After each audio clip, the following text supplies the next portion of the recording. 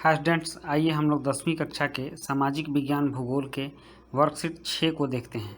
और इसमें हमें जानना है संसाधन के बारे में, मिट्टी संसाधन के बारे में। मिट्टी संसाधन कितने प्रकार की होती है और क्या क्या होता है, इस चीज़ को हमें जानना है इसमें। तो आइए हम लोग देखते हैं। इसमें कह रहा है कि भारत में अनेक प्रकार के उच्चावच मतलब ऊंची नीची भूमियाँ मिलती हैं। भू आकृतियाँ भी अलग अलग हैं। जलवायु और वनस्पतियाँ भी यहाँ अलग अलग पाई जाती हैं। इस प्रकार अनेक प्रकार की मिट्टियाँ भी विकसित होती हैं। मिट्टी बनने की जो प्रक्रिया है वह निर्धारित करती है उसके तत्व पर, उसके रंग पर, उसके गहराई, गठन, आयु और रासायनिक और भौतिक गुण पर निर्भर करती है। तो इन सभी गुणों को मिला करके भारत में मिट्टी के प्रकार को 6 भागों में बांटा गया है। वो 6 भाग कौन कौन से हैं उसको हम लोग देखते हैं। आइए देखते हैं कि वो 6 भाग कौन कौन से हैं। तो वो 6 भाग हैं: जलोढ़ मिट्टी, काली मिट्टी, लाल एवं पीली मिट्टी, लैटराइट मिट्टी, मरुस्थलीय मिट्टी, और यहाँ पे है एक देखते हैं तो वन एवं मृदा मिट्टी है। यहाँ पे वन मृदा, इसको देखते हैं। अब हम लोग एक एक करके इन मिट्टियों को विस्तार से जानेंगे कि वो कौन कौन सी मिट्टियाँ हैं और भारत में उनका प्रयोग कैसे कैसे होता है। तो इस प्रकार से हम लोग थोड़ा इसको विस्तार से जान लेते हैं। तो पहले हम लोग जानेंगे जलोढ़ मिट्टी के बारे में। जलोढ़ मिट्टी में क्या क्या खासियत हैं और इसके बारे में हम क्या क्या जानते हैं। जलोढ़ मृदा। जलोढ़ मृदा भारत के लगभग 45% क्षेत्रफल पर पाई जाती है। इस मिट्टी में पोटास मतलब पोटेशियम की मात्रा ज़्यादा होती है। यह सिंधु, गंगा, ब्रह्मपुत्र नदी के क्षेत्रों में मिलती है। जलोढ़ मिट्टी है तो निश्चित है कि बाढ़ के रूप में ही आएगी, तो यह नदियों के किनारे ही मिलती है। इसमें क्या क्या मिलता है? रेत, सिल्ट और मृत्तिका मिलता है। आयु के आधार पर यह 2 तरह की होती है। एक पुरानी मिट्टी को मतलब पुरानी जलोढ़ मिट्टी को बांगर कहते हैं और नई जलोढ़ मिट्टी को खादर कहते हैं। यह काफ़ी उपजाऊ होती है। गन्ना, चावल, गेहूँ इत्यादि फसलें इसमें काफ़ी बहुतायत मात्रा में मिलती है। दूसरी मिट्टी हम लोग देखते हैं। यह दूसरी मिट्टी है काली मिट्टी। काली मिट्टी क्या होता है? तो इसका रंग काला होता है और इसको रेगुर मिट्टी के नाम से भी जानते हैं। और यह काला क्यों होता है? तो इसमें टेटनी फेरस और मैग्नेटाइट मतलब लोहा का अंश होता है और जीवाश्म भी होता है। जीवाश्म मतलब फॉसिल्स होता है। बेसाल्ट चट्टानों के टूटने फूटने से ये मिट्टी का निर्माण होता है।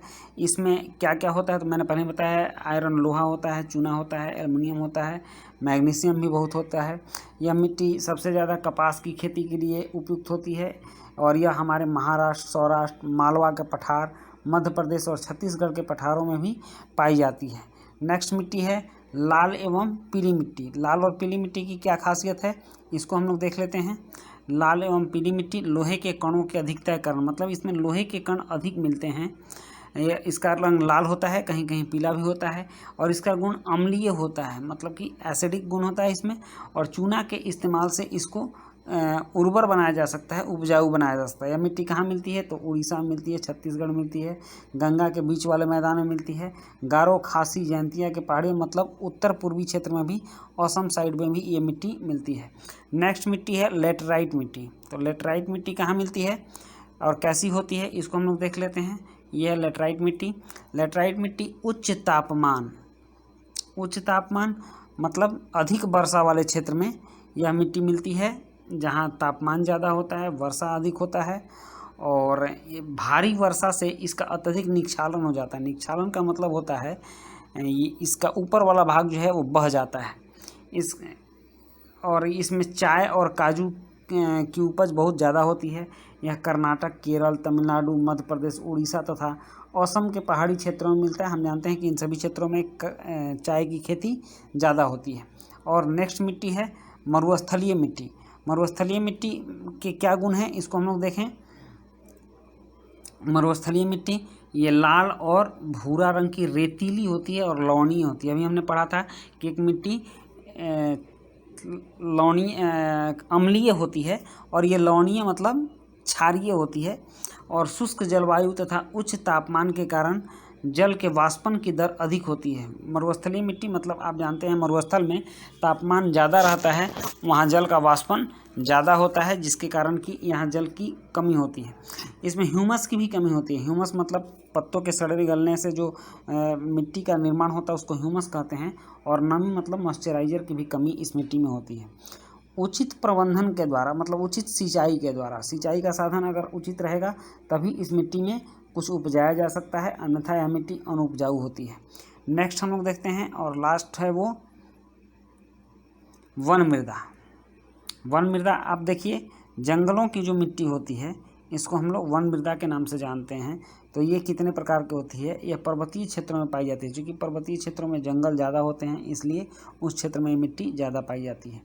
इसमें पर्वतीय पर्यावरण के अनुसार बदलाव होते हैं रहते हैं, मतलब कि जिस पर्वतीय क्षेत्र में पेड़ पौधा ज़्यादा रहेगा तो वहाँ की मिट्टी में ह्यूमस वगैरह ज़्यादा रहेगा। अधिकांशतः वहाँ पर ह्यूमस की कमी होती है, सिल्क की भी कमी होती है। तो इस मिट्टी में इसकी कमी, ह्यूमस की कमी देखने को मिलती है। नदी घाटियों में मृदा दोमट तथा सिल्टदार होती है। जहाँ नदी क्षेत्र में वन होते हैं वहाँ दोमट मिट्टी होती है, और सिल्टदार मतलब छोटे छोटे उसमें कण भी होते हैं। तो ये हो गए हमारे मिट्टी के प्रकार। अब आइए हम लोग देखते हैं कि मिट्टियों को बचाया कैसे जा सकता है। भूमि संरक्षण के लिए हमें कौन कौन सा उपाय कर सकते हैं जिससे कि मिट्टियों का बचाव हो सके। मिट्टी नवीकरणीय साधन है, इसको दोबारा बनाया जा सकता है, लेकिन बनने की प्रक्रिया काफ़ी लंबी होती है, इसलिए यह बहुत ज़्यादा बहुत जल्दी इसको नहीं बनाया जा सकता है। कहा जा रहा है कुछ सेंटीमीटर मृदा बनने में लाखों वर्ष लग जाते हैं। इसलिए मानवों के अधिक खाद वगैरह के प्रयोग से और रासायनिक के प्रयोग से इसकी गुणवत्ता में गिरावट आती है, इसलिए इसका संरक्षण किया जाना आवश्यक है। और भूमि संरक्षण के उपाय बताए गए हैं। ये क्या है? तो वनारोपण, जंगल लगा करके हम भूमि संरक्षण कर सकते हैं। पशु चारण नियंत्रण करके, पशुओं के जो चारण होते हैं, पशु जो घास पौधा पेड़ पौधा चरते हैं उस पर नियंत्रण रख के, रक्षक मेखला बना करके, मतलब कि इसके रख रखाव के लिए कुछ हम लोग साधन विकसित कर लें। तब खनन नियंत्रण, हर जगह मिट्टी काटने से क्या होता है कि मिट्टी बहने लगता है और उपजाऊपन उसका चला जाता है। समुच्च जुताई, मतलब ऊंची नीची खेत की जुताई जो है मेड़ बना करके करें तो मिट्टी का बचाव हो सकता है। अब हम लोग देखेंगे कि इसके प्रश्न क्या क्या हैं, तो प्रश्न को भी हम लोग सॉल्व कर देते हैं। इस तरह से ये वर्कशीट हमारा, इसके प्रश्नों को हम लोग देखते हैं। और पहला प्रश्न है, समुच्च जुताई भूमि संरक्षण में किस प्रकार मददगार हो सकती है, कारण बताइए। उत्तर है इसका, समुच्च जुताई से मृदा क्षरण नहीं होता, मतलब मिट्टी का कटाव नहीं होता है। सिंचाई के दौरान मिट्टी का कटाव नहीं होता, इस प्रकार भूमि संरक्षण में यह सहायक होता है। दूसरा प्रश्न, लेटेराइट मृदा की विशेषता बताइए। उत्तर, लेटेराइट मृदा उच्च वर्षा वाले क्षेत्र में पाई जाती है। यह मिट्टी चाय और काजू उत्पादन के लिए उपयुक्त होती है। प्रश्न 3 है, अपने क्षेत्र में पाई जाने वाली मृदा के प्रकार का पता लगाइए और उसकी विशेषताओं का वर्णन कीजिए। इसका उत्तर है, हमारे क्षेत्र में नया जलोढ़ मतलब खादर, नया जलोढ़ खादर मृदा मिलती है। यह पोटास से भरपूर होती है, यह बहुत उपजाऊ है। इसमें गन्ना, चावल, गेहूं आदि फसलें भरपूर मात्रा में उपजती हैं। ये इसका उत्तर हुआ।